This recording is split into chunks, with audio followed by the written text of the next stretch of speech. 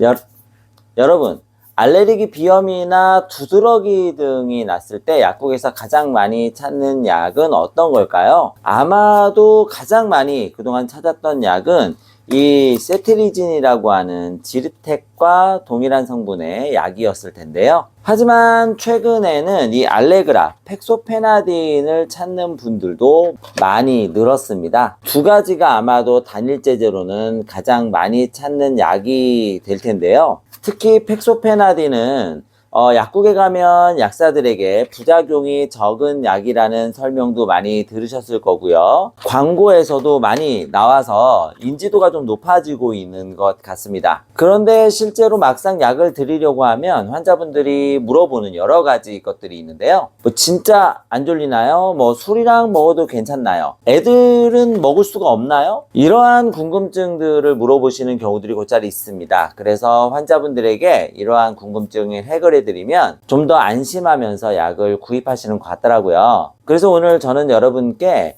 약국에서 가장 많이 듣는 알레그라의 Q&A에 대해서 실제 근거를 가지고 말씀드리려고 합니다. 첫 번째, 가장 많이 듣는 질문은 알레그라 진짜 안 졸리나요? 이 내용이에요. 아마도 알레그라 즉 펙소페나딘을 구입하실 때 가장 많이 듣는 얘기 중에 하나가 약국에서도 졸리지 않는 약이에요. 그래서 아침에 드셔도 괜찮아요. 이러한 내용과 광고에서도 졸리지 않는 항히스타민제로 포지셔닝 돼서 광고가 되기 때문에 환자분들은 아무래도 궁금할 수밖에 없을 텐데요. 시간 관계상 그러한 근거들을 모두 노출시키기 어렵기 때문에 아마도 팩트, 즉 졸리지 않다라는 것만 전달될 수밖에 없었을 겁니다. 하지만 정말 펙소페나딘은 졸리지 않는 약에 속한다고 볼 수 있겠습니다. 지금 나오는 표를 보시면 그 상황을 극명하게 보다 알 수 있는데요. 그래프 가장 상단 부분에 나와 있는 부분이 펙소페나딘인데 거의 졸리지 않다고 표시되어 있거나 60ml의 경우에는 전혀 졸리지 않다고 표시되어 있죠. 그에 반해 세트리진은 조금 졸린 편에 속하는데요. 의외로 지르텍이나 지르텍과 동일한 세트리진 성분을 복용하고 나서 졸리다고 말씀하시는 분들이 곧잘 많습니다. 종합감기약이나 코감기약에 많이 사용하는 페니라민의 경우에는 매우 졸린 편에 속하는 것을 그래프를 통해 알 수가 있을 거예요. 그럼 이런 차이가 생기는 것은 무슨 이유 때문일까요? 그 이유는 뇌 혈관장벽 즉 BBB를 통과하지 않기 때문인데요. 보통 1세대 항히스타민제, 클로로페니라민이나 디페니드라민 같은 경우는 BBB를 통과해 뇌에 직접 작용하기 때문에 졸음이 심합니다.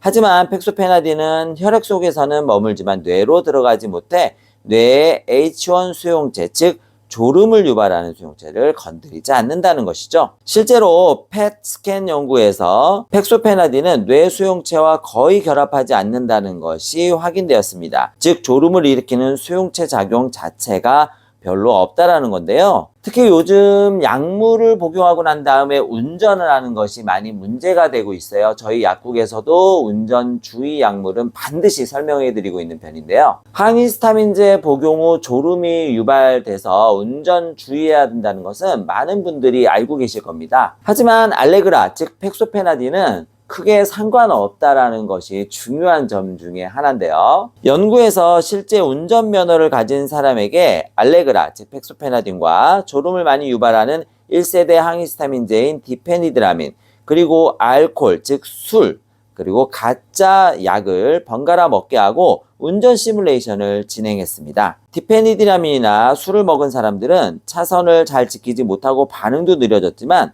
알레그라를 먹은 사람은 위약을 먹은 사람과 거의 차이가 없어 운전 능력이 떨어지지 않았습니다.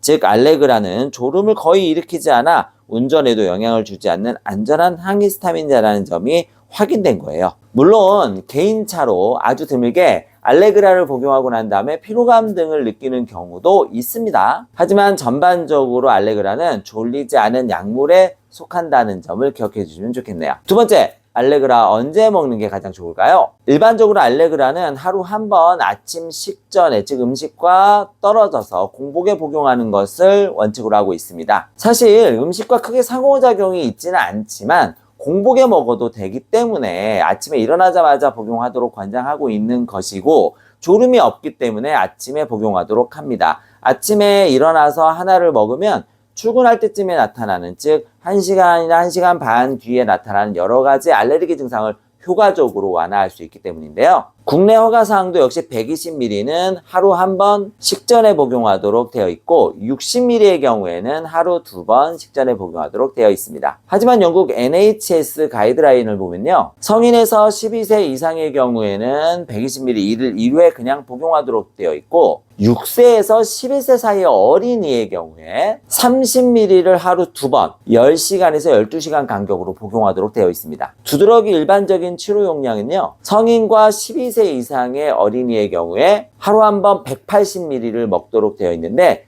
그래서 전문의약품인 알레그라 180ml 함량은 두드러기 치료에 사용한다고 되어 있죠. 당연히 비염이라든지 이러한 알레르기 질환에도 사용할 수 있고요. 120ml도 당연히 두드러기에도 사용할 수 있습니다. 국내 허가에 세트리진 같은 경우에는 6세부터 사용할 수 있도록 허가가 되어 있는 반면에 알레그라 같은 경우에는 12세 이상 허가가 되어 있어요. 국내의 경우에는요. 그래서 이 안전한 약물이기 때문에 저용량의 소화 사용도 국내도 빨리 허가가 났으면 좋겠다는 바람을 가져봅니다. 알레그라 복용하면서 술을 마셔도 되나요? 이러한 질문도 있는데요. 그거는 알레그라가 간에 굉장히 안전한 약물이라고 알려져 있기 때문에 그런 것 같습니다. 많은 분들이 약물을 복용하면 간에 무리가 가지 않을까 걱정을 많이 하게 되는데 더군다나 알레르기 증상을 지속적으로 완화하기 위해서 복용하는 항히스타민제의 경우에는 더욱더 그럴 수 있겠죠.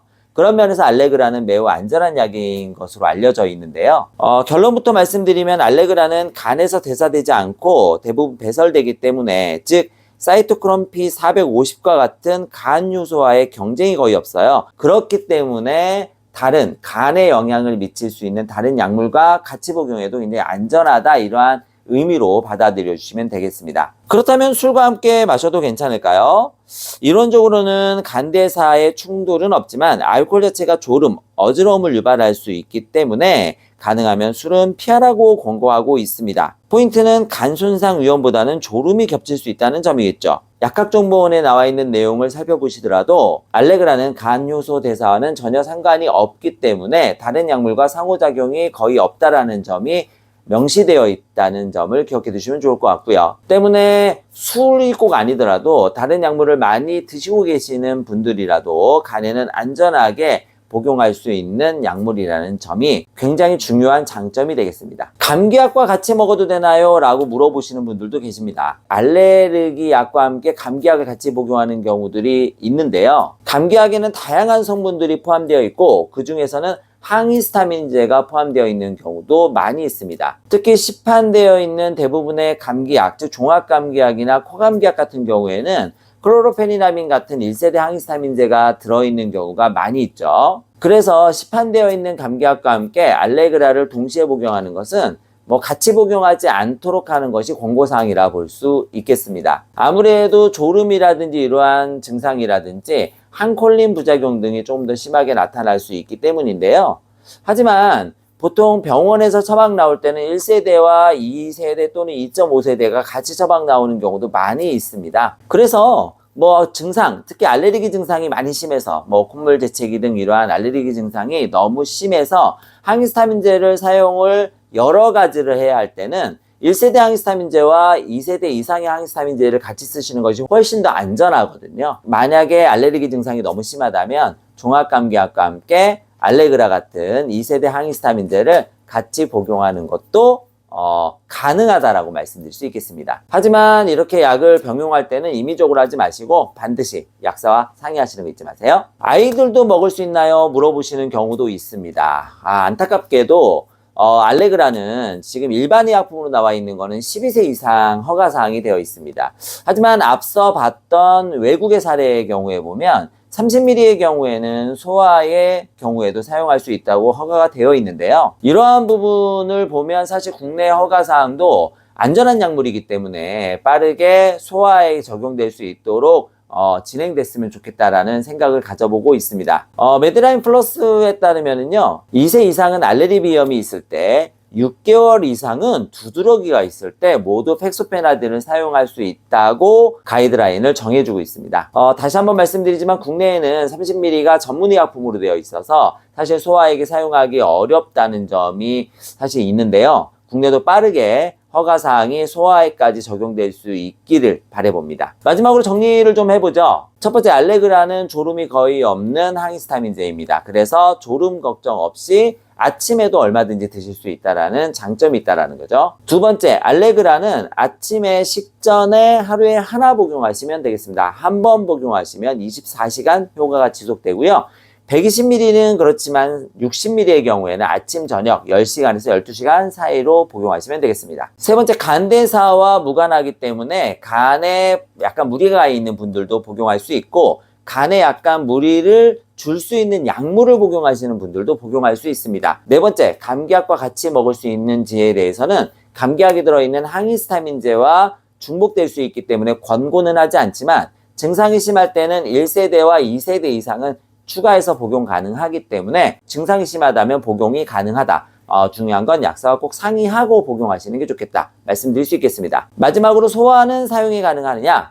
외국에서는 소아의 경우에 30ml 제제를 사용할 수 있도록 되어 있는데 국내에는 아직 30ml가 전문의약품으로 되어 있기 때문에 12세 이상 청소년 및 어른에게만 사용할 수 있게 허가되어 있다는 점을 다시 한번 말씀드리겠습니다. 네, 오늘 영상은 여기까지입니다. 오늘 내용이 알레그라를 복용하시면서 궁금하셨던 것들이 모두 해소되셨기를 바라보고요. 내용이 좋았다면 구독, 좋아요, 알림 설정해 주시는 거 잊지 말아주시고요. 다음에 더 좋은 내용으로 찾아뵙겠습니다. 감사합니다.